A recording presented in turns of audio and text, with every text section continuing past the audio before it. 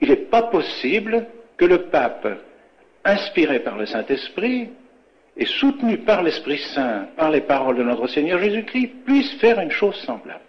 Ça, je suis d'accord avec vous. C'est pas possible, c'est incompatible. Cette destruction de l'Église, cette destruction du règne social de notre Seigneur Jésus-Christ, cette destruction de la foi catholique dans tous les domaines, tous les catéchismes, les universités, les écoles catholiques, les congrégations religieuses, les séminaires, qu'on regarde partout, c'est la destruction systématique de toute l'Église, voulue par toutes les réformes qui ont suivi le Vatican. Car le Vatican II n'a été, je dirais, qui a permis de faire les réformes. Ce qui devait être fait, c'est les réformes. Le Vatican II, sous des termes équivoques, a permis de se lancer dans les réformes. Et c'était ça qui était voulu. Et ça a été le tremplin qui a permis cela.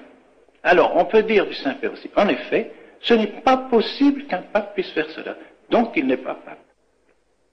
Ah, le raisonnement vaut. Le raisonnement vaut. J'en sais rien. Je ne dis pas que ce soit ça. Mais je dis, il y a plusieurs hypothèses. Et ça peut être une hypothèse valable. Elle se découvrira peut-être. Je n'en sais rien. Je n'en sais rien. À mon sens, elle n'est pas encore claire, vous voyez.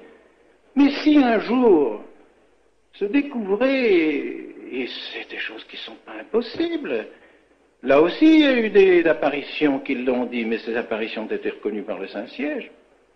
C'est Fatima, c'est la Salette, qui ont dit que le démon monterait jusqu'au plus haut sommet dans l'Église. Non, c'est rien si c'est le plus haut sommet, ça veut dire le secrétaire d'État que ça s'arrête là, ou bien si ça va plus loin que ça va jusqu'au pape. Non, c'est rien, jusqu'à celui qui se dit pape.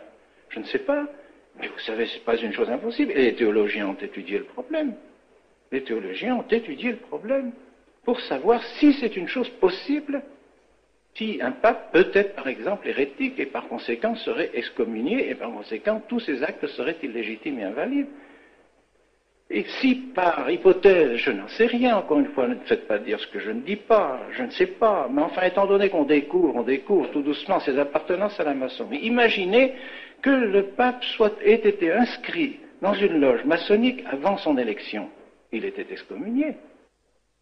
Excommunié, son élection est invalide, il ne peut pas être pape. Et nous aurions pendant un pape qui ne serait pas pape. C'est des choses possibles, encore une fois, je ne dis pas que ce soit. Mais qu'est-ce que vous voulez? Dans la situation dans laquelle on se trouve, on cherche les solutions. On se trouve devant un problème quasiment insoluble. Théologiquement, je dirais, théologiquement, à peu près insoluble. Alors, on cherche des solutions. On veut détruire tous les États catholiques. On ne veut plus du règne de notre Seigneur.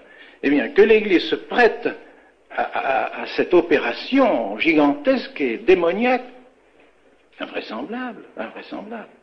C'est tellement fort, c'est tellement effrayant,